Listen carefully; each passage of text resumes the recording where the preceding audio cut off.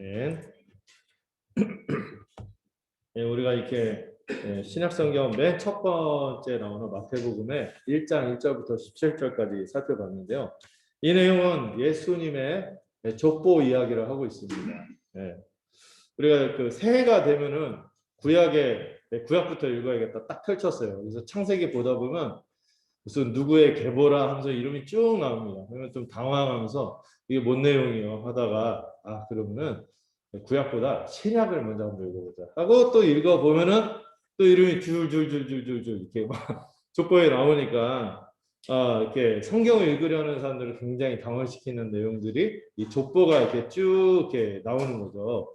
이거 우리가 성경을 읽을 때 그냥 무슨 불경처럼 뜻동으로 마하바냐 바라면다 뭐 그래서 뭐 이렇게 뭐 오니사바하 뭐 이러면서 뭐 이렇게 뜻없이 이렇게 뭐 남녀 호령계 이렇게 하듯이 주문을 얻으시 하는 것이 아니라 하나님이 우리에게 성경을 주신 거는 우리보로 이제 우리더러 읽고 분명히 이해하고 하나님이 어떤 분인지 좀 알고 하나님의 뜻을 좀 헤아려 보도록 성경을 주신 건데 이 족보를 주고 어떻게 알란 말이에요? 무슨 뭘 알라는 말이에요? 이게 알기가 어렵잖아요. 근데 이 족보가 여러분 족보에 메시지가 있는 거 아십니까? 족보에도 뭔가 전달하려는 메시지가 있어요. 족보에는. 우리 여러분들도 족보가 다 있지 않겠습니까? 네. 어떤 분은 저는 저희 집 그 혈통은 제인, 백정 이런 계열 족보가 없습니다. 이럴 수도 있겠지만, 네.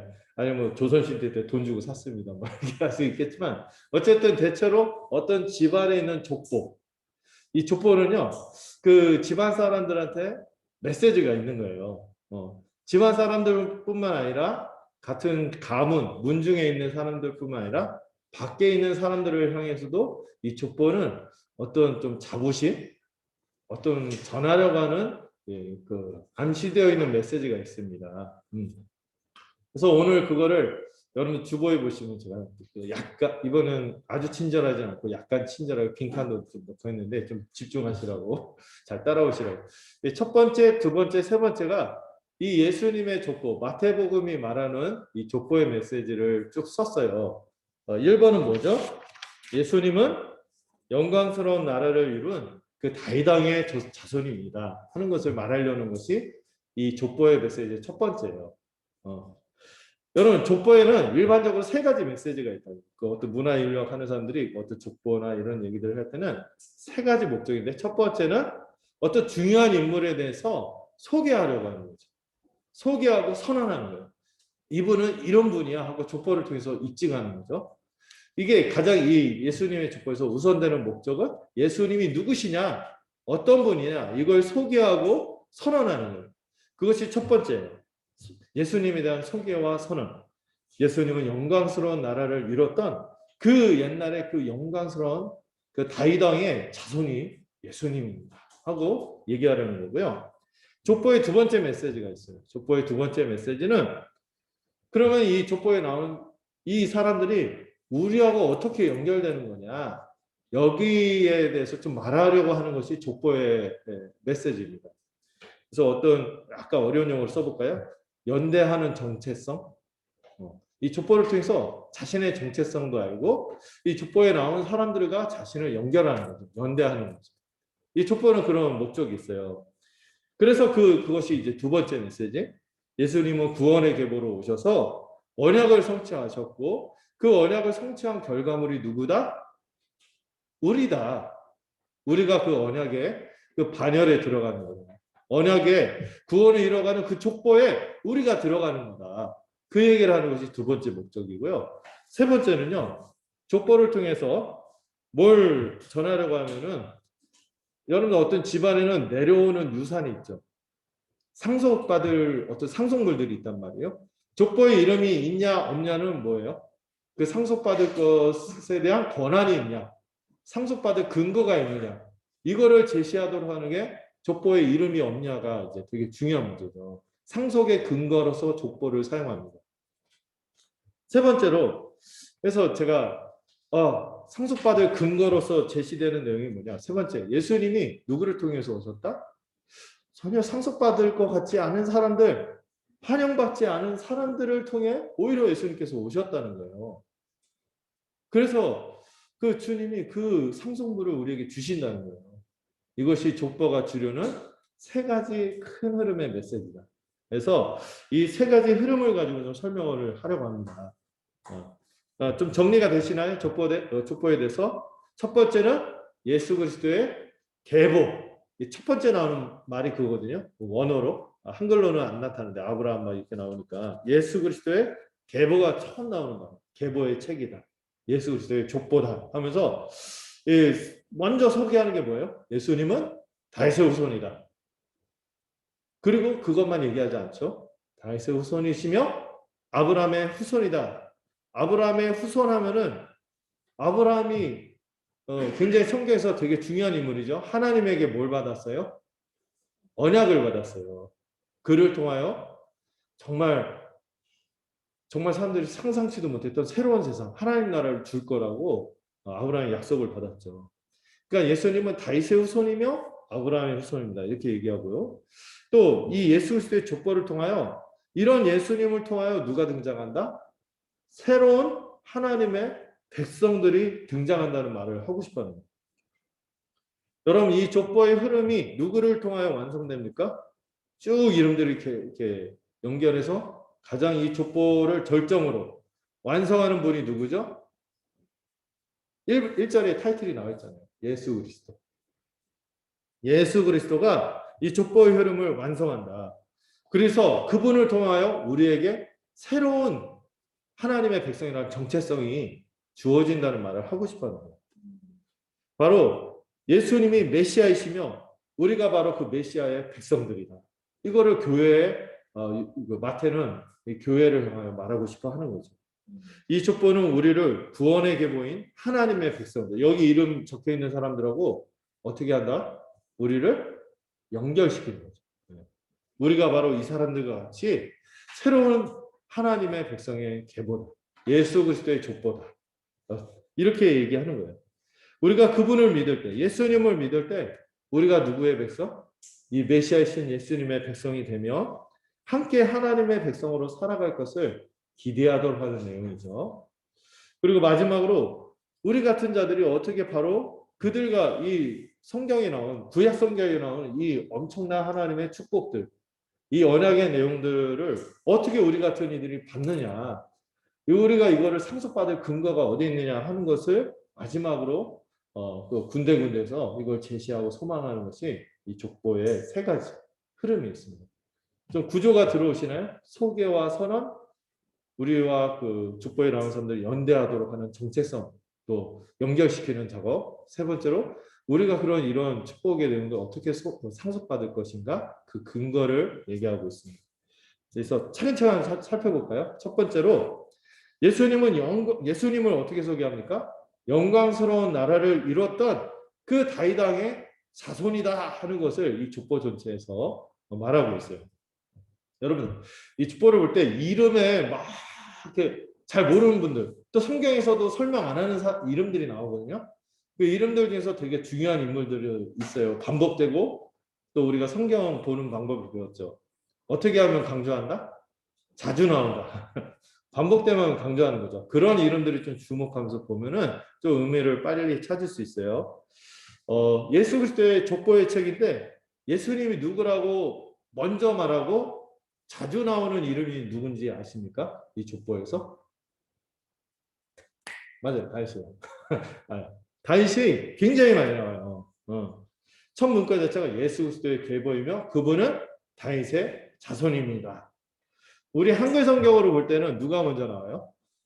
아브라함이 먼저 나오는데 제가 보니까 잘 번역된 영어 성경이라든지 또 원래 그 헬라어 그리스어로 된 걸 보면은 다윗의 자손이 앞서 있어요.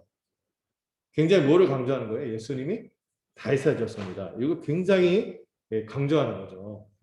여러분 다윗의 자손 하면 우리는 남의 나라 자손, 짱돌 든 사람 막 이렇게 생각할 텐데 유대인들한테는요 다윗의 자손이라고 하면 곧바로 떠오르는 단어가 그리스도. 다른 말로 메시아. 메시아는 뜻이 뭐라고요? 기름 부음 받은 왕. 이런 의미가 딱 다가오는 거예요. 당시만 해도 예수님을 왕으로 인정했을까요? 많은 사람들이. 십자가에 개처럼 매달려서 죽은 어떤 아주 그냥 흉측한 죄인, 하나님께 저주받은 자, 이렇게만 생각했지. 특히 나무 아래에 달렸기 때문에 예수님을 메시아, 다윗의 그 어떤 왕, 뭐 이런 하나님 나라의 왕 이렇게 생각하기는 되게 어려운 거예요. 근데 이 마태는 처음부터 아니다. 예수님은 다윗의 자손이고 그 메시아가 맞다. 이렇게 얘기하는 거죠. 예수님이 성경에서 또 그렇게 선지자들이 예고했던 우리의 해방자고 구원자 그런 왕이라고는 전혀 받아들이기 어려웠던 때 마태는 아주 강하게 얘기하는 거죠. 이 족보를 통해 증명하는 거예요. 예수님이 바로 이스라엘을 역사 속에서 가장 영광스러운 나라로 만들었던 그 다윗 왕의 후손이 바로 이 예수님입니다. 족보를 봐라 하고 증명합니다. 그럼 이스라엘은 지금 어떤 상황입니까? 이 마태복음이 쓰여졌을 때 이스라엘은 독립국가가 아니죠. 우리처럼 36년 동안 막 일제에 시달렸듯이 지금도 이스라엘은 그 당시에 이스라엘은 어디의 식민지? 로마의 식민지였어요. 그 영광스럽게 통일왕국으로 있다가 분열되고 그래도 유다로 계속 오래 그 왕국을 이루어가다가 언제 망했죠? BC 586년쯤 망했잖아요. 네, 그때 그리고 나서 그래도 하나님의 백성이니까 하나님이 구원해 주시겠지 했는데 뭐 변화가 있었어요? 없었어요. 몇 년간? 거의 BC 586년이니까 예수님 오기 전에 망해갖고 독립되기까지가 몇 년? 거의 586년을 계속 어떤 상태? 남의 나라한테 이제 지배를 받는 신세였어요. 나라만 바뀌었지 계속 독립된 적이 거의 없었습니다. 잠깐 한 적이 있었지만 그것도 잠깐이었어요. 대부분 500년 넘게 바벨론이 망하니까 누가 지배했어요? 영화 300에 나오는 그 페르시아. 그 페르시아가 그 우리가 너무 서구 중심으로 역사를 봐서 그렇지 페르시아가 장난 아니었고 페르시아가 이스라엘 딱 지배하고요. 이제 페르시아가 망했어. 야 이제 독립될 줄 알았는데 세상에 지구를 정복하고 세계를 정복할 줄 알았지 이스라엘까지 정복할 줄 몰랐네. 누구? 알렉산더가 와갖고 이스라엘 또 정복하는 거야. 또 헬라 제국에서 또 지배를 받았죠. 근데 또 헬라도 그러니까 알렉산더가 죽고 나서 나라가 넷으로 쪼개지고 그러더니 뭐 세력이 약해지면서 시대래. 그러더니 이제 지금 누가 등장한 거야? 로마가 등장했습니다. 이 로마는 여러분 천년 로마라고 하죠. 장난 아니었죠. 이 로마 제국이 굉장히 망했어요. 거대한 이 로마 제국의 식민지 신세를 처음처럼 벗어나지 못할 것 같아요. 누가 이 거대한 로마를 상대하냐. 막 가끔 무장 봉기하고 투쟁하는 사람들도 있었지만 절대로 우리는 해방이 될까? 구원이 될까? 약간 낙심도 들고 이런데 예수님이 어떤 분으로 오셨다? 다윗의 후손으로 오셨다는 거예요. 얼마나 기대가 됐을까요? 이스라엘 백성들은요 한 번도 그것에 대해서 포기하지 않고 잊지 않았던 소망이 있었으니 다윗의 자손이 오셔서 또 하나님이 다윗에게 주신 약속이 있었거든요. 너의 후손에게 뭘 주겠다? 영원한 왕국을 주겠다. 거의 아주 천년 가까이 전에 주신 약속이지만 그 약속을 잊지 않았어요. 하나님은 다윗의 자손에게 영원한 왕국을 주시겠다고 했고 비록 나중에 나라가 망했지만 또 계속 나라를 되찾고 있지 못하고 있지만 이스라엘 백성들은 이 다시 하나님 나라가 우리 민족을 통하여 하나님 나라가 이루어질 것에 대한 소망이 사라지지 않았죠. 왜냐하면 망하기 전에도 경고했었고 망한 후에도 누가 있었어요? 선지자들이 계속 예언했거든요. 어떻게 될 거다? 우리가 회복될 거다. 다시 영광스러운 하나님 나라로 다시 회복될 거다. 그 얘기를 이 새 언약을 통하여 약속하셨거든요. 하나님께서 주신 옛 언약은 구약이죠. 근데 이 구약 말고 이 새로운 언약을 하나님께서 이루어 주셔서 새로운 차원으로 하나님 나라를 우리에게 주실 거다. 또 이 하나님 나라는 영어로 킹덤이잖아요. 왕이 오시는데 메시아인 왕이 와서 이런 하나님 나라가 이루어질 거야. 이 소망을 절대로 잊지 않았죠. 그러면서 이 새 언약을 성취하는 영광스러운 나라를 이룰 분을 누구의 자손? 다윗의 자손이라는 이 명칭으로 아주 분명하게 고백하고 소망을 가지고 있었죠. 그래서 오실 그이가 당신입니까? 바로 당신이 그리스도입니까? 또 나중에 제자들이 예수님이 바로 그 그리스도, 다른 말로 메시아, 다윗의 자손, 하나님 나라, 이 땅에 천국을 이루실 분이 당신입니다. 이 고백을 하는 거죠. 이 기름 부은 그리스도, 기름 부은 받은 왕이 와서 이스라엘을 회복하고 해방시킬 것이라고 소망했는데 바로 그것을 이룰 분이 누구다? 예수님입니다. 바로 예수님이 그 왕이다 하고 마태는 분명하게 이 족보를 통해서 고백하고 선언하는 거죠. 그런데 이 족보가 특이한 게 있어요.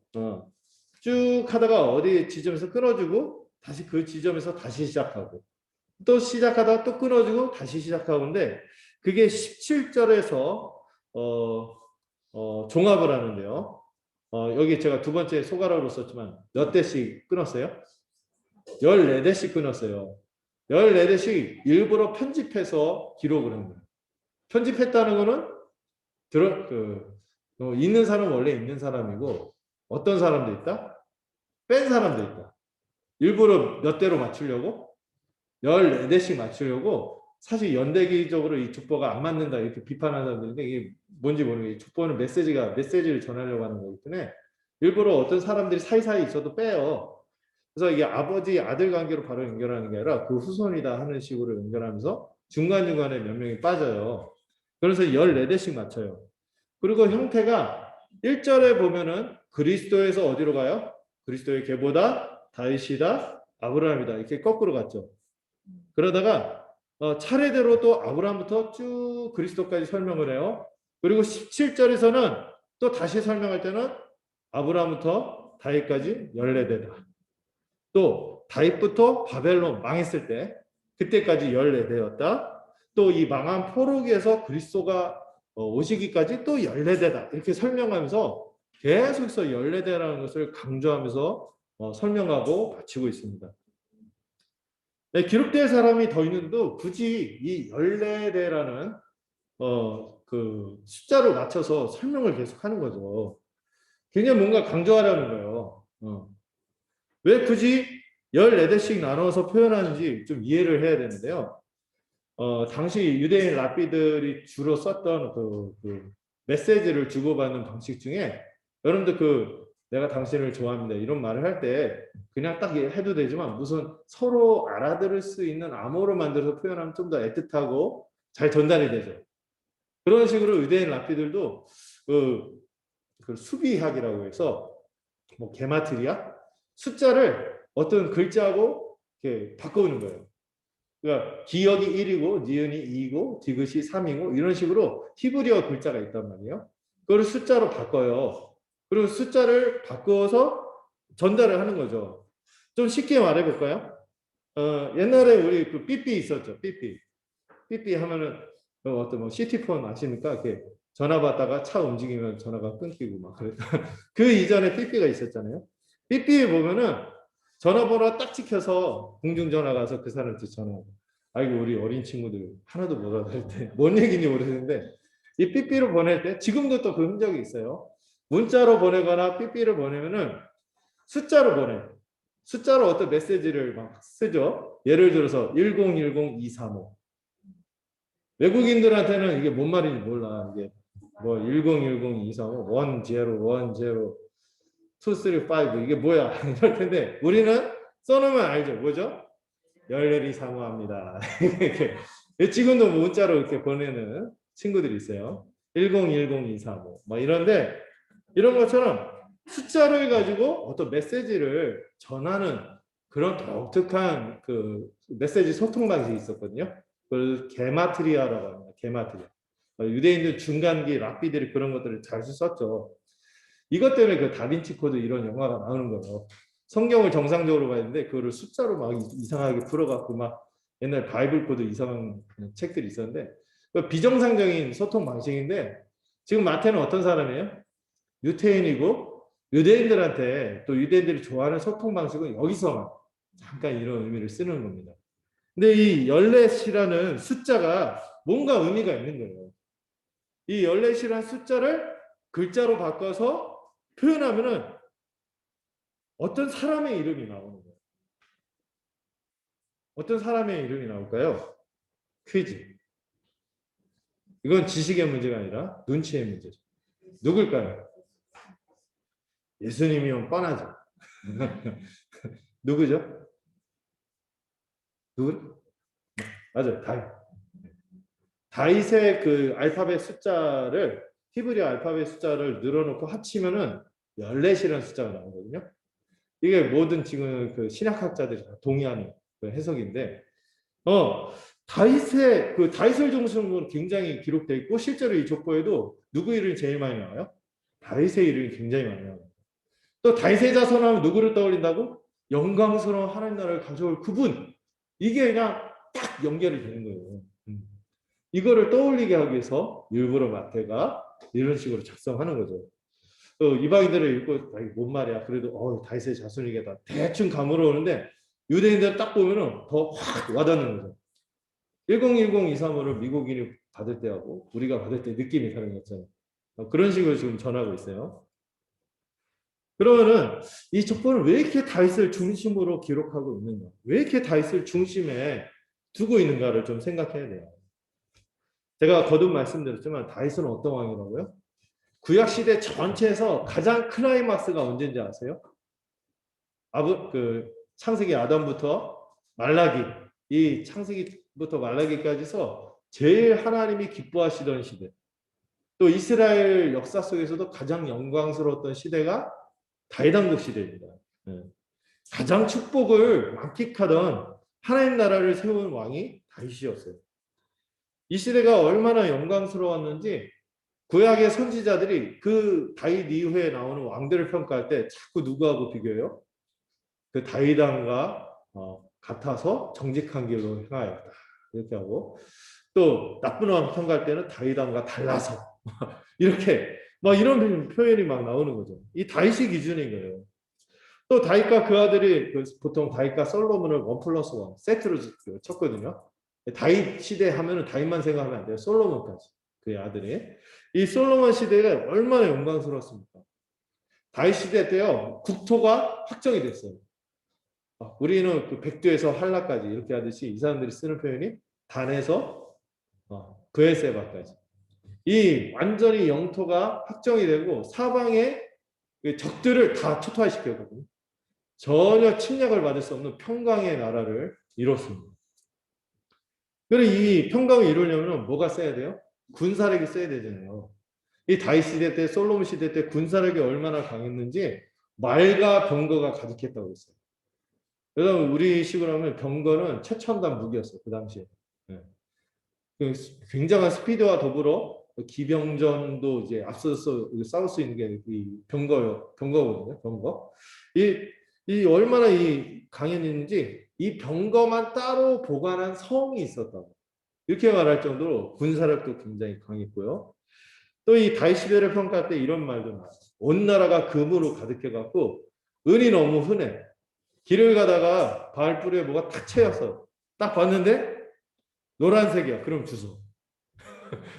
금이다. 우리 A10원 이럴 텐데 노란색 딱 하면 금이야. 우와 이러고 딱 길 가다가 발에 탁 채웠는데 딱 보니까 은색이야. 은이야. 그러면 아이 돌이네. 이렇게 얘기할 정도로 굉장히 부강했다고 설명하고 있어요. 그리고 아까 얘기했던 단에서 브엘사바, 우리 측으로 할라에서 백두까지 이 모든 백성들이 어떻게 지냈다? 자기의 포도나무와 무화과나무 아래에서 안연하게 샬롬과 안식을 누리면서 지냈다.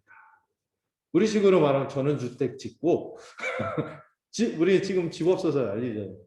투기꾼들 막 난리치고 하는데 그 이스라엘 시대는 이 정의와 공평이 막 펼쳐져서 모든 그 나라 백성들이 자기의 집을 짓고 아주 편안하게 살았다. 이렇게 영광스러운 나라였다고 설명하는 거죠. 여러분 역사 시대에 영광스러운 나라 평가하면은 높은 사람들만 좋았던 나라일 경우가 많아요. 근데 이스라엘은 안 그랬어요. 모두가 각자가 전원주택에서 편안하게 이렇게 사는 그런 시대였다 이렇게 얘기하는 거죠. 주변 나라들도요 이 이스라엘이 얼마나 부러웠는지 어떻게 이렇게 조그만 나라, 이스라엘 크기가 얼마나 하다고 제가 비교해서 얘기했죠? 경상도만 하거든요. 어떻게 이렇게 조그만 나라가 이렇게 평강을 누리면서 강하고 부강한지 부러워서 그 주변에 큰 나라들이 오히려 와서 배우러 왔다고 설명이 될 정도죠. 유대인들은요, 그런 지금 어떤 신세?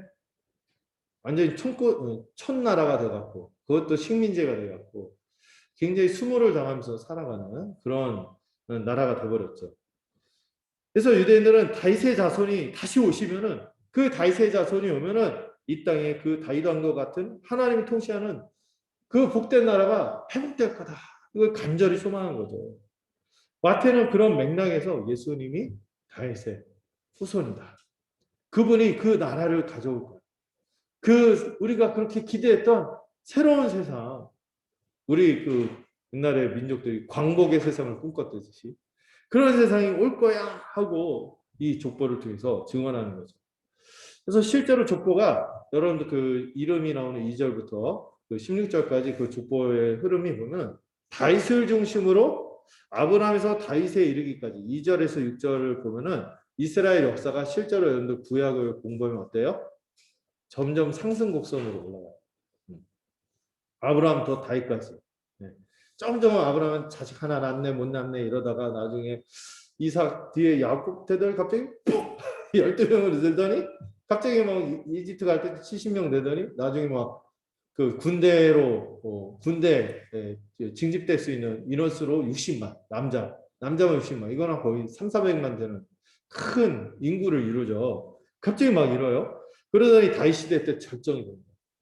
그러다가 다윗 시대부터 7절부터 11절까지 다윗에서 바벨론 포로기까지는 어때요? 점점 추락, 하강 곡선을 이뤄요. 내리막 하강 곡선을 그리다가 그리고 12절부터 16절까지 예수님 오기까지는 쭉 뭐예요? 하강 곡선에서 쭉 정체기. 이 이스라엘 거의 500년 동안 남의 나라 식민지 포로 신세를 벗어나지 못하고 있는 거죠. 그러다가 이게 쭉 하다가 어느 순간 누가 오신 거예요? 예수님이 딱 등장한 거예요. 이스라엘도 그랬죠. 이집트로 갈 때 70명 있고 어떻게 지냈는지 모르지만 400년을 노예로 지냈다가 400년을 아무 일도 없이 그렇게 억압받고 이렇게 지내다가 갑자기 전능하신 하나님이 모세를 통하여 어마어마한 능력을 베푸시고 폭발적인 역사를 일으키죠. 그래서 은혜와 능력을 구원을 행한 것처럼 이스라엘도 지금 500년의 침묵하는 시간이 있었지만 이러한 새로운 하나님 나라가 등장하는 출애굽이 시작되는 그런 시기가 누구를 통하여 오신다? 예수님을 통하여 오신다는 것을 기대하게 하는 내용인 것입니다. 그래서 이 족보는 첫 번째 결론이 예수님이 메시아이시며 영광스러운 하나님 나라를 회복하실 것이다 라는 것을 말하고 싶어하는 것이죠.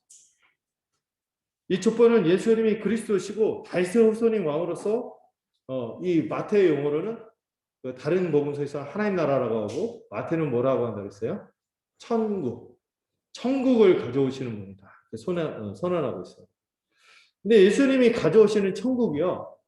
사람들이 기대했던 그 메시아 왕국, 하나님 나라와 실제로 예수님이 가져오신 하나님 나라, 천국은 달랐어요. 너무 달랐어요. 오히려 사람들이 예상하지 못했고 그 기대를 뛰어넘은 그 나라를 주신 것이었어요. 이 사람들이 예언서를 통해서 기대한 것은 인간 메시아였거든요. 사람의 메시아, 사람인 다윗의 후손이 왕이 와서 이런 영광스러운 나라를 줄 거다 했는데 누가 오셨어요? 하나님이 직접 오신 것이죠.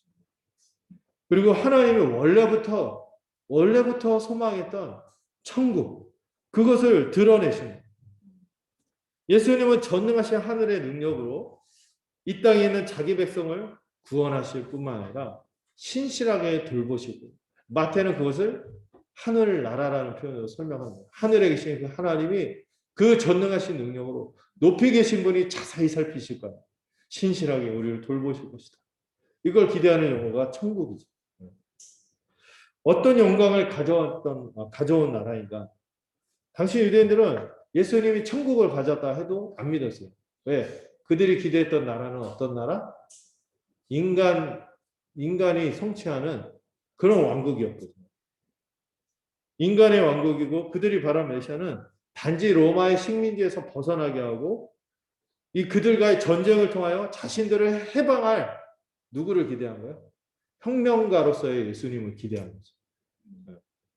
그런 인간왕을 기대한 거예요. 그런데 결과는 어때요?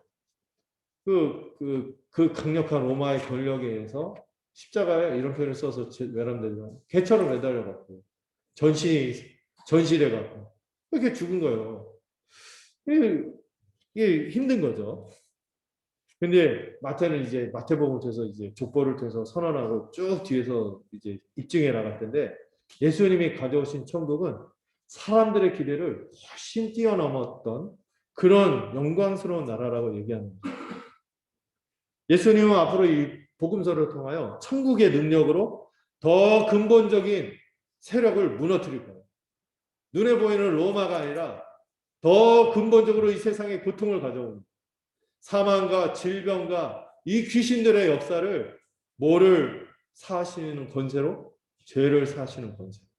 사망 권세를 깨트리고 사단의 권세를 깨트림으로 원래 하나님이 처음에 창조했던 이 에덴 같은 세상, 그 세상을 주시려고 이 근본적인 죄의 문제를 해결하러 오셨다는 것이죠. 그리고 이 나라의 특징이 있죠. 이 나라는 어떤 나라라고요? 비밀스럽게 임하는 나라예요.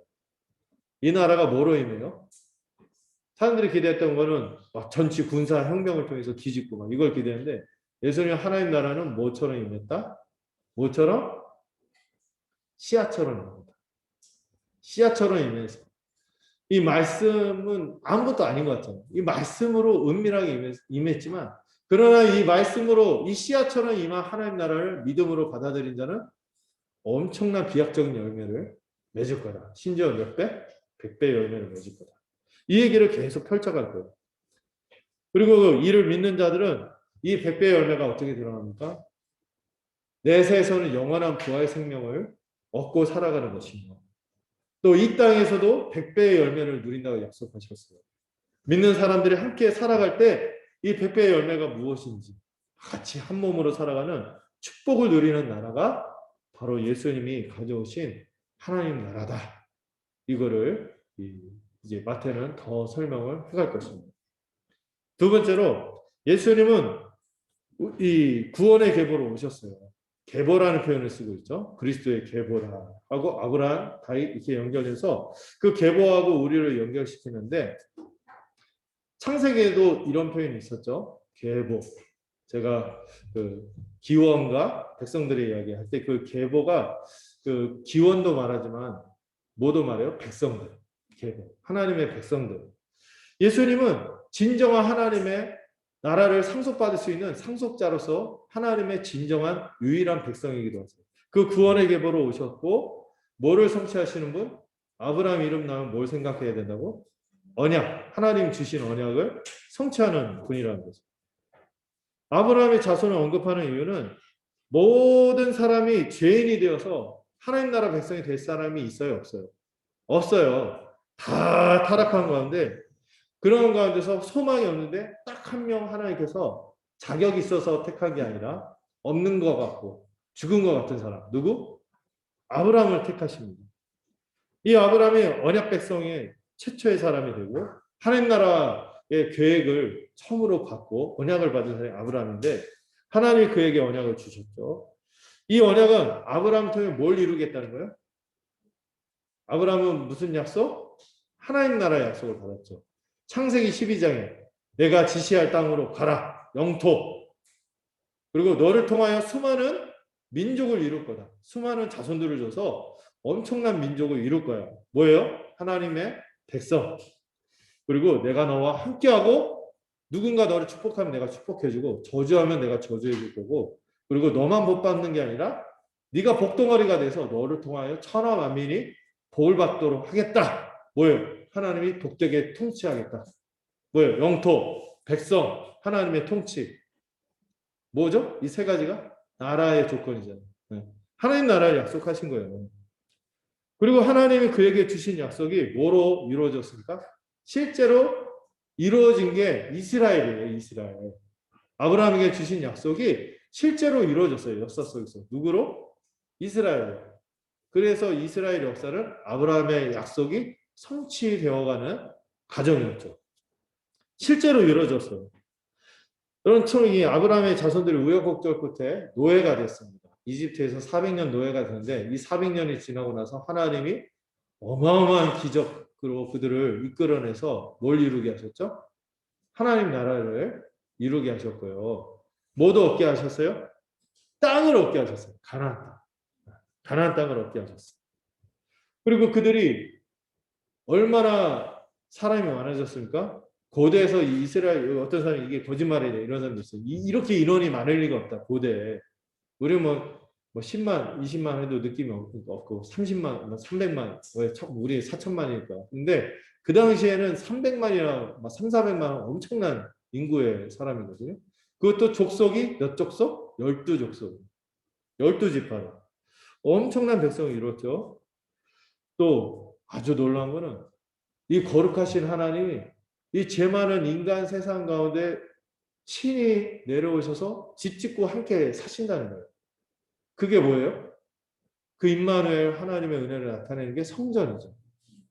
이 죄 많은 인간의 땅에 하나님 어떻게 거하실 수 있어? 그래서 제사 제도가 있는 거예요. 제사를 통해 죄를 사하고 하나님이 죄 많은 인간과 함께 거하시는 것을 보여주는 성전이 주어진 거죠. 그리고 성전만 주어졌나요? 하나님 함께 하실 뿐만 아니라 하나님이 그들을 자신의 뜻을 알려주시고 그들을 복되게 다스린다는 것을 뭐로 보여주셨어요? 율법을 주셨어요. 그리고 이 율법을 가장 강력하게 순종하도록 강력하게 이룰 수 있도록 어떤 사람을 세웠어? 왕을 세운 거야. 이 왕을 통해서 율법이 완벽하게 이루어질 수 있도록 이렇게 세운 거죠. 그런데 문제는 이 왕이 맛이 가면 어떻게 해? 왕이 맛이 가면 그 나라 전체가 엉망이 되는 거거든요. 그러니까 이 왕이 잘못될까봐 또 하나님이 보내주신 사람이 있어요. 앞에 성전을 통하여 제사장, 율법을 잘 지키도록 왕을 줬다면 이 왕이 맛이 갈 때마다 누구를 보내? 선지자들을 보내는 거야. 그러니까 하나님의 뜻을 모를 수가 없어. 하나님의 뜻에서 벗어나려고 하면 선지자들이 갑자기 나타나고 막 갱스터 랩처럼 막 욕을 막 한 바가지로 막 하는 거죠. 왕이고 뭐가 없어. 하나님의 뜻을 왜 벗어나서 막 이러는 거야. 그러면 막 왕도 꼼짝을 못하는 거였어요. 그런데 결국에 어떻게 됐어요? 선지자들을 잡아 죽이더니 왕들도 타락하고 백성들도 타락했어요. 가끔 왕이 괜찮은 왕이 와서 좀 회복하려고 해도 그 왕이 자식만 나면 또 어때? 왕이 바뀌면 백성들이 다 타락하는 거야. 다 이상하는 거예요. 그러니까 이스라엘 백성이 다시 또 죄를 저지르고 우상을 섬기고 이런 역사가 계속 진행되다가 끝까지 간 거죠. 타락의 끝까지 가서 결국에 하나님이 더 이상 안 되겠다. 이대로 둘 수 없다. 그래서 그들이 이 영원한 왕국을 주시겠다는 약속을 주셨지만 그 약속을 유보하고 그들을 징계하기로 결정하시고 그 땅에서 쫓아내기로 이렇게 하셨죠. 이렇게 되니까 어때요? 아브라함 언약이 실패한 것 같아요. 하나님이 그럼 변덕을 부리셨나? 우리 때문에? 이런 생각이 들 수도 있겠죠. 처음에 이 망한다는 게 이 사람들한테 아주 충격이었어요. 이스라엘 사람들은. 자기들이 망했다는 게 충격이었죠. 그런데 여러분 이건 잠시 유보되었을 뿐이에요. 하나님이 이스라엘 실패하기 이전에 두 번째 구원의 계보 누구? 여자의 후손을 약속하셨어요. 태초에도 아담이 타락했을 때도 우리는 실패하더라도 하나님은 뭘 주셨어요? 구원의 약속을 주셨습니다. 누구? 여자의 후손을 통해. 여자의 후손을 통해서 회복하겠다. 구원하겠다고 약속을 주셨죠. 다시 생명을 얻게 해주시겠다고 하신 거예요. 그래서 여러분들 창세기 여러분들 우리 배운 게 이 마태복음 볼 때 이해가 될 거예요. 계보, 톨레도. 이 여자의 후손을 이어가고 그래서 하나님의 백성을 회복하는 과정이 창세기였죠. 나중에 그 이스라엘 민족이 이루어지죠.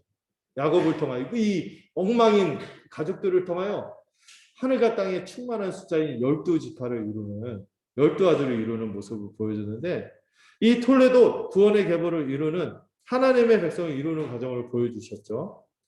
이 12지파가 되어서 아브라함이 하나님의 백성을 이루어가는 거예요. 아브라함의 언약이 이루어지는 것을 봤어요. 그 여자의 후손이 누구예요? 아브라함의 후손으로 이루어지고, 아브라함의 자손이 누구의 자손으로? 다윗의 자손으로 이루어지고, 그리고 다윗의 자손이 바로 누구다? 이 족보는 예수 그리스도다. 그 여자의 후손, 태초부터 허락했던 구원을 가져올 분이 그분이다 하고 얘기하는 거예요. 바울은 분명히 얘기하죠. 갈라디아서 여러분들 보셨으니까 아브라함의 자손은 복수가 아니라 단수다. 여러 사람이 아니라 한 사람을 얘기하는 거예요. 진정으로 하나님 나라를 가져오고 구원을 가져올 분은 누구다? 예수님이다. 예수님 혈통으로 하나님 나라가 이루어지는 것이 아니라 뭐로? 이 한 사람을 믿음으로, 이 한 사람을 의지함으로 하나님 나라가 백성이 되는 거야 하는 것을 얘기하는 거예요. 이제 예수님을 통하여, 다윗의 자손이 예수님을 통하여 새로운 하나님의 백성이 생겨날 거예요.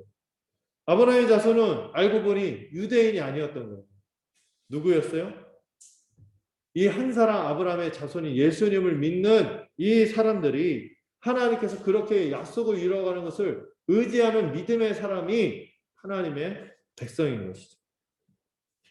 그러므로 우리는 이렇게 결론을, 이 족보를 보면서 우리 똑같은 결론을 내릴 수 있습니다. 우리가 하나님의 백성입니다.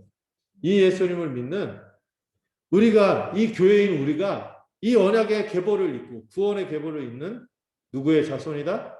아브라함의 자손이다. 이걸 고백하게 하는 것이 마태의 의도인 거죠. 이 족보가 또 특이한 게 뭐가 있냐면 한 사람씩 연결하잖아요. 누가 누구를 낳고 누가 누구를 낳고 한 사람씩 연결하다가 이게 똑같이 반복이 되거든요. 지루할 정도로 반복이 되는데 한 번 살짝 변주가 일어나요. 변주가. 어디에서? 2절과 11절. 2절에서는 한 명씩 연결하다 갑자기 누가 누구를 낳고 하면서 쭉 연결해요. 형제들을 같이 낳았다. 이런 표현이 나오죠. 2절에. 야곱이 유다와 그 형제들을 낳았다. 이건 뭘 얘기하는 거예요? 야곱을 통하여 12지파가 등장했다. 하나님의 백성의 고유번호 12, 12. 12이라는 숫자가 이때 주어지죠. 그런데 그러다가 이 변주가 또 이루어지는데 11절에 보면은 언제? 망했을 때, 이스라엘이 망했을 때 요시아가 여고냐를 낳고 형제들을 낳으니라 했는데 야곱의 2절에서는 이스라엘이 시작됐다는 걸 보여주는 거예요. 12지파로 풍성하게.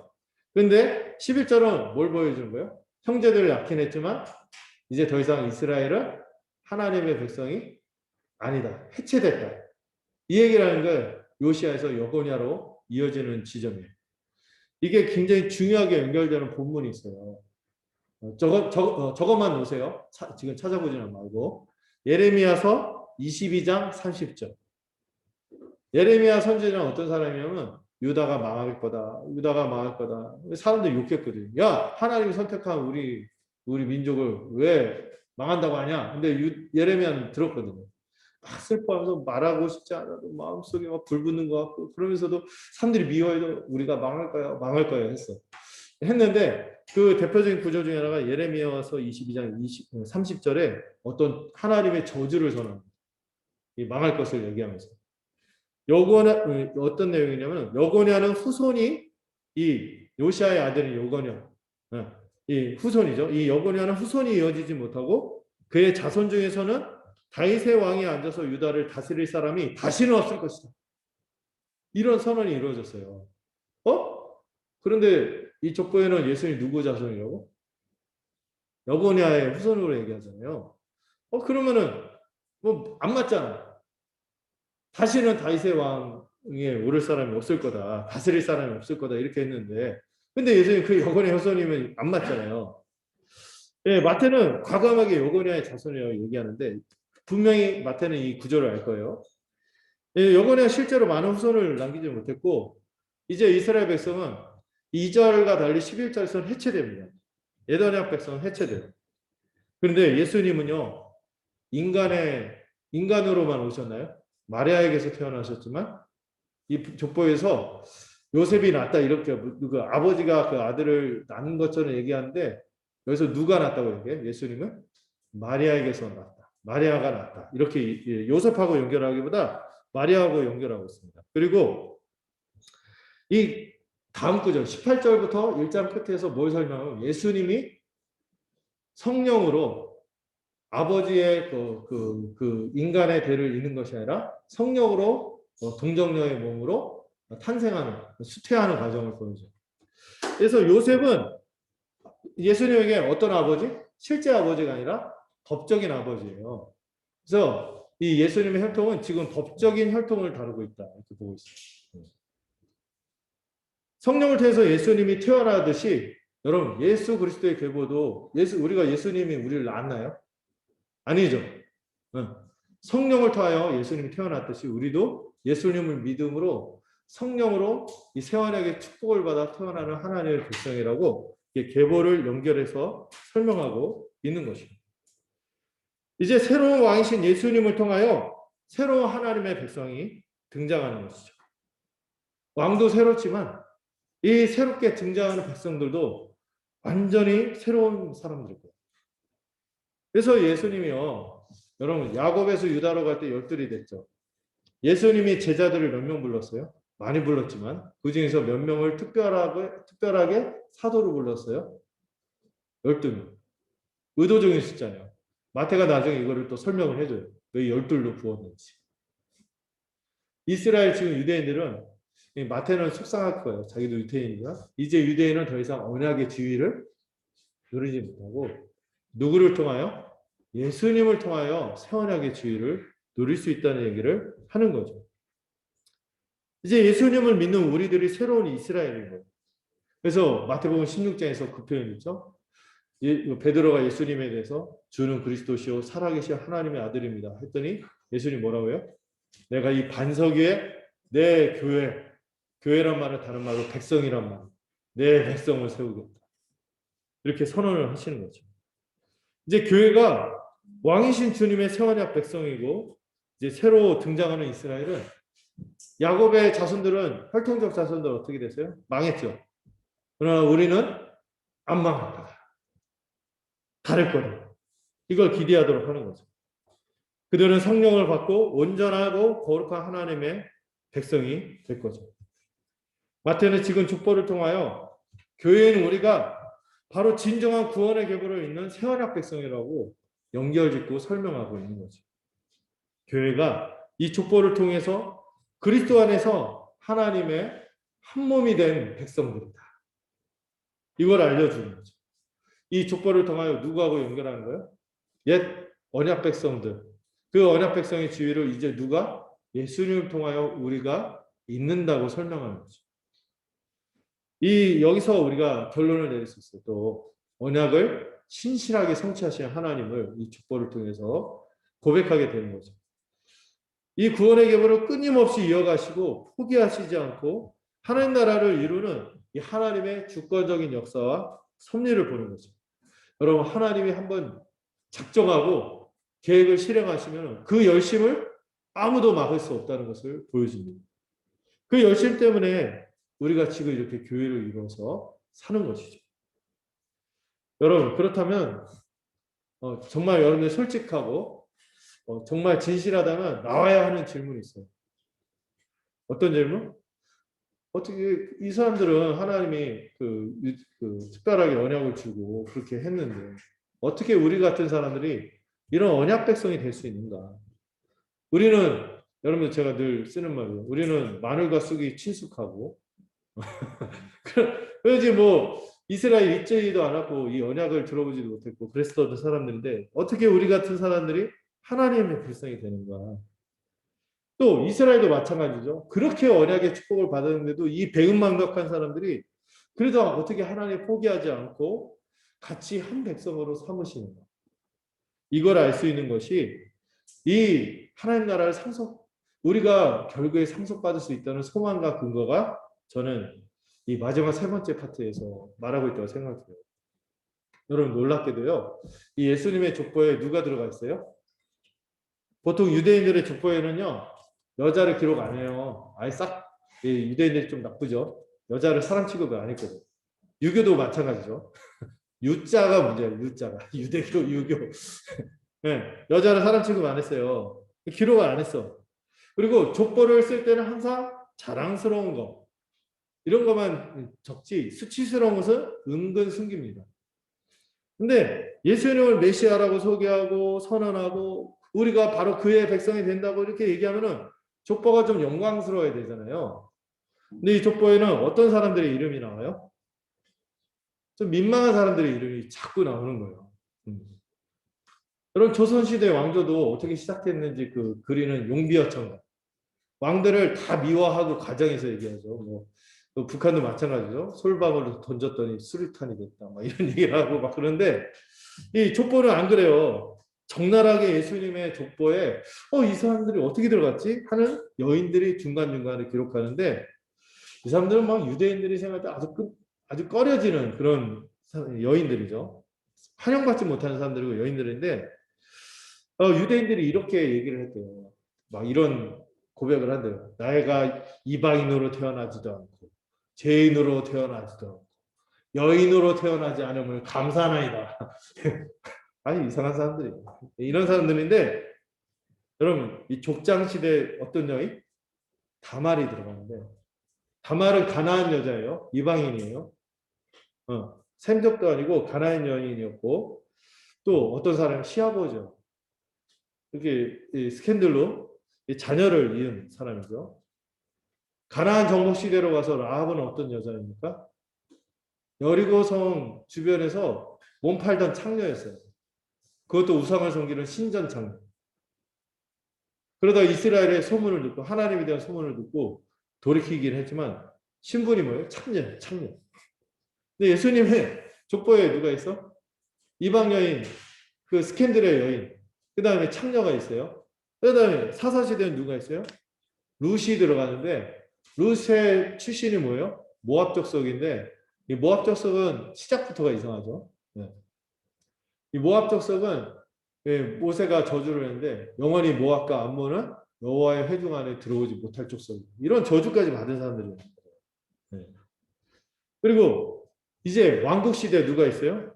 여기 민망하니까 이름이 안 나와 있지만 밧세바인데 뭐라고 일부러 써요? 우리아의 아내인데 다윗이 그를 통한. 그건 뭐예요? 다윗이 뭐 했다는 거예요? 사고를 쳤다는 거죠. 불륜을 저질렀고 또 우리아는 햇사람이에요. 햇사람. 우리아도 이방인이에요. 그럼 그 이방인의 아내인 밧세바도 이방인이죠. 이방인이고 민망한 죄인들의 이름이 쭉 이렇게 나열되면서 예수님이 이들을 통하여 이어졌었고 여인의 후손이라고 하는데 여자의 후손인데 그 여자가 이상해요. 이런 사람들 통하여 오셨다고 얘기하는 거예요. 물론 공통점은 있죠. 다말도 라합도 룻도 다 믿음의 여인이었죠. 믿음으로 언약 백성을 선택한 그런 백성들이 그런 사람들이긴 했지만 이 출신 자체가 그래요. 그리고 왕들의 이름 중에서도 므낫세나 여고냐 또 르호보암 다 실패한 사람들이죠. 배은망덕한 사람들이죠. 이런 사람들을 통하여 예수님이 오셨다. 이 얘기를 계속하고 있어요. 게다가 예수님이 엄마가 누구예요? 마리아인데 마리아는 혼전 임신을 한 것처럼 보이는 거죠. 물론 이 하나님의 천사가 뭐 알려주고 했지만은 그 구원 계획을 믿음으로 받아들였지만 그 수많은 오해를 무릅쓰고 혼전 임신 가운데서 예수님을 낳게 된 내용이죠. 마태는요 지금 한편에서 예수님이 메시아다 이 얘기를 하는데 사실 예수님 메시아다 이거를 막 꾸며내서 막 용비어천가처럼 쓰면은 이런 얘기를 써야 돼? 안 써야 돼? 안 써야 되는데 오히려 당당히 기록합니다. 왜 기록합니까? 예수님이 바로 이런 사람들을 통해서 오셨고 이런 사람들 가운데 속하기 위해서 오셨고 이런 사람들을 대신해서 죽기 위해 오셨고 이런 사람들을 구원하기 위해 오셨다는 것을 말하고 싶어요. 선택받지 못한 사람들, 여인들, 이방인들, 죄인들 이 사람들을 위해 오셨다는 것을 이 족보는 증명하고 증거하는 거죠. 하나님이 구원을 이룰 때요. 전혀 예상하지 못한 방식으로 이루어 주십니다. 우리는 그런 생각하잖아요. 괜찮은 사람이 구원받을 거다. 그럴듯한 사람들이 그럴 만한 사람들이 구원을 받고 또 하나님이 이루어가는 그 구원 역사에 기여할 거다 이렇게 생각하지만 여러분 창세기에서도 우리가 봤죠. 하나님은 어떤 분? 역전의 하나님이셨어요. 자격 없는 자에게 은혜를 베푸시는 분이었어요. 큰 자가 아니라 작은 자를 들어서 쓰시고 큰 자가 오히려 작은 자를 섬기는 세상을 만드시는 분이 하나님이셨어요. 여러분 좀만 생각하면 알아요. 어차피 하나님 나라에 들어갈 자격이 있는 사람은 아무도 없어요. 그래서 의인은 없나니 한 사람도 없다. 만약에 세 사람쯤 있다. 다 이러면 다 자기 생각이다. 아니죠. 한 사람도 없다. 그래서 하나님은 이런 방식으로 구원의 은혜를 베풀어 가시는 거죠. 근데 이렇게 복음을 들어도요, 우리는 본성적으로 이 복음이 어색해요. 왜? 이유가 있으니까 이렇게 하시겠지. 나한테 어떤 이유가 있으니까 하나님 나를 구원해야겠지. 구원해 주시겠지. 이런 생각을 끊임없이 하는데 안 그렇단 말이에요. 이 인과율이라고 하죠. 여기 아주 뼛속 깊이 있는 우리에게 이 족보의 기록은요, 이해할 수 없는 은혜를 보여주는 것입니다. 이거를 볼 때마다 우리는 어떻게 해요? 엎드리고 찬송할 뻔했어요. 하나님은 에서가 아니라 야곱을 선택하셨고 해륜의 상징인 유다 지파를 왕의 가문으로 오히려 삼으시는 분이죠. 사람 취급받지 못했던 여인들을 언약의 축복과 전혀 상관없고 개돼지처럼 여겼던 이방인들, 이런 사람들을 통해서 하나님은 뭐를 이루어 가신다? 구원 역사를 이루어 가시는 것을 이 족보를 통하여 증거합니다. 우리는 이 족보를 통하여 뭐를 발견해요? 은혜를 발견하는 거예요. 은혜를 뭐라고 했어요? 자격 없는 자에게 거저 주시는 하나님의 호의를 보는 것이죠. 이런 표현을 쓸 수도 있겠죠. 예수님은 아싸들을 위해서 오셨다. 아웃사이더. 실제로 예수님이 부르신 12 제자들의 면면을 보세요. 어떤 사람들이에요? 촌어부들. 다 손가락자는 마태를 포함해서, 이 복음서를 쓴 마태를 포함해서 세리 같은 자. 이 주보에 나와 있는 손가락질반. 예수님이 딱 지목했지만 이런 세리들. 또 심지어는 우리가 가까이 하고 싶지 않은 테러리스트, 폭도, 시몬 같은 사람들, 열심당한 시몬 같은 이런 사람들을 부른 거예요. 이들의 면면을 봤을 때 괜찮은 사람, 그럴 만한 사람은 아무도 없는 거예요. 모두가 자격 없고 이상한 사람들, 문제투성이들인 것이죠. 또 복음서 보면 얼마나 예수님이 자주 가르치십니까? 그런데도 못 배워요. 제일 속 터지죠. 가르쳤는데 돌아서면 모르겠어요. 네. 네. 엉뚱한, 또 거기다가 잘 머리가 나쁘면은 마음이라도 순수했는데 엉뚱한 욕심을 가지고 주님을 따랐던 것들이 제자들이었어요. 그런데도 예수님은요, 그들을 선택하고 믿고 따르기만 하면 엄청난 은혜를 주셨죠. 우리가 주의를 감당할 때도 생각해야 할 수 있는 게, 바울은 3번이나 간구했다고 했죠. 내가 연약합니다. 저는 가시가 많습니다. 이 가시를 걷어가 주세요 하고 3번이나 간구했지만 그때 하나님이 주신 말씀이 있죠. 주님이 내 은혜가 연약한 데서 온다. 하나님의 능력이 오히려 우리의 연약한 가운데 드러난다고 말씀하십니다.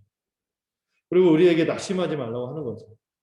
우리의 어떤 연약한 지점이 있는, 우리 어떤 슬퍼하는 지점, 우리를 걸려 넘어지게 하는 지점이 있을 때 기억하세요. 그 지점을 통하여 오히려 하나님께서 은혜를 베풀어 주시고 능력을 베푸는, 그리고 또 이런 우리들을 통해서도 어떻게 하시는 분? 열매를 주시는 분이라는 것을 우리가 기억해야 합니다. 마태가 이를 가장 절절히 아는 사람이라고 말씀드렸죠.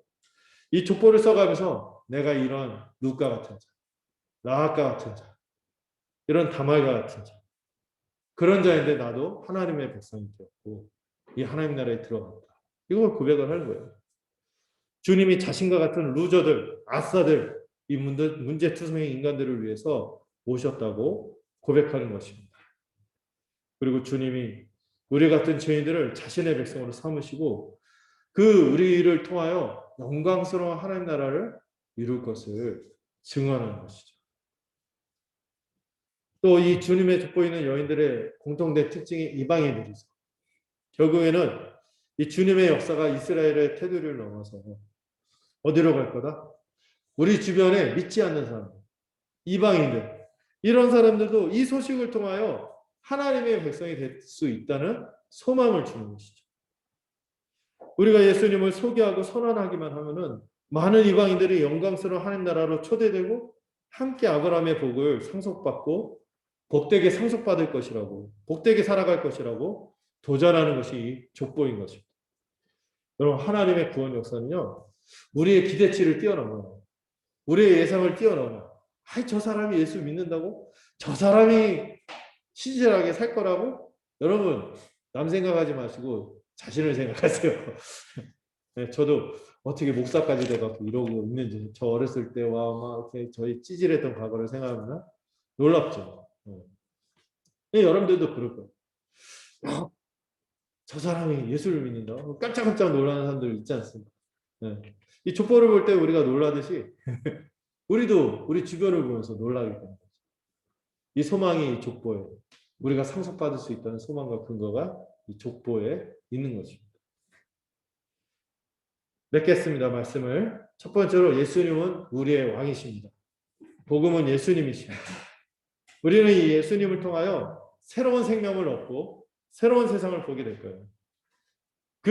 우리가 주님을 통해서 맛보게 될 세상은 우리가 그동안 스스로 주인 삼고 추구했던 하찮은 것들과 비교할 수 없는 영광을 줄 거예요. 우리는 예수님이 어떤 분인지 앞으로도 계속해서 주목하고 알아갈 것입니다. 이 예수님을 알면 할수록 우리는 이 예수님의 성품에 완전히 매혹될 거예요. 끌려들고 예수님의 하신 일에 압도되고 예수님이 가져오신 이 영광스러운 나라에 황홀할 것입니다. 두 번째로, 예수님은 우리를 구원의 계보를 이루는 새언약 백성으로 삼으셨어요. 우리는 늘 이를 기억해야 합니다. 우리는 천국 백성으로 살아가는 교회인 것이죠. 우리가 교회로 살아가다가 보면은요, 마냥 좋은 일만 있지는 않겠죠. 기쁜 일 굉장히 많았잖아요. 우리가 교회로 살면서. 기쁜 일도 있었지만, 여러분, 우리가 또 살다 보면 또 기도가 흘러나오는 일도 맡게 될 것입니다. 또 즐거운 일도 많지만은, 만약 우리가 함께 지내는 게 버거울 때도 있을 거예요. 그러나 우리는 믿습니다. 우리의 어떠한가 상관없이 주님은 우리와 언약을 맺으셨거든요. 새 언약을 맺으셨고, 왕이신 그분을 보내셨고, 우리 안에 새로운 사람을 창조하셨어요. 새 본성을 주셨어요. 성령을 주셨어요.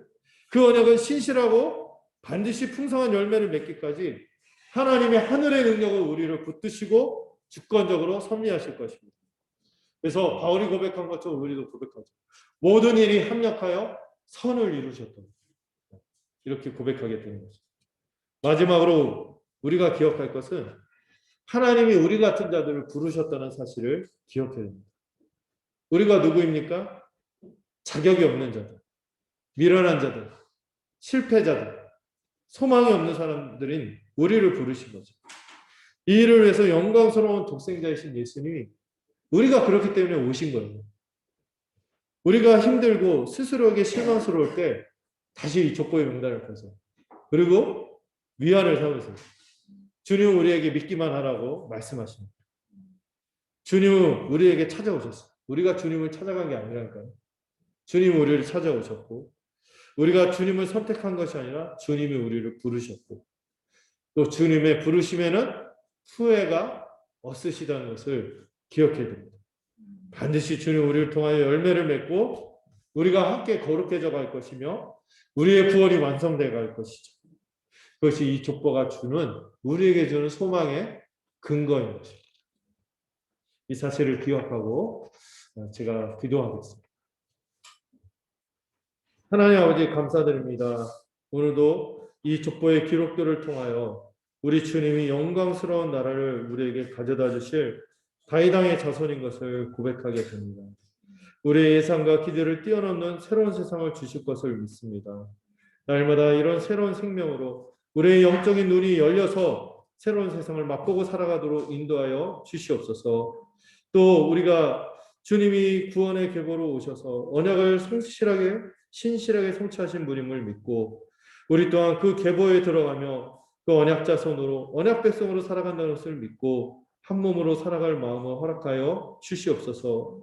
또 예수님께서 환영받지 못한 사람들을 통해 오셨고 그들에게 속하고 그들을 구원하기 위해 오셨던 것처럼 우리 또한 자격 없는 자들인데도 불구하고 주님께서 우리를 구원하시기 위해 정말 이 땅에 수고롭게 오시고 그 자기 목숨까지 내어주시며 헌신했던 것을 기억하며 그 은혜 가운데 우리의 내일을 확신하고 살아갈 수 있는 우리들이 되도록 붙들어 주시옵소서. 예수님의 이름으로 기도드렸습니다. 우리 함께 찬송 드리도록 하겠습니다. 453장입니다.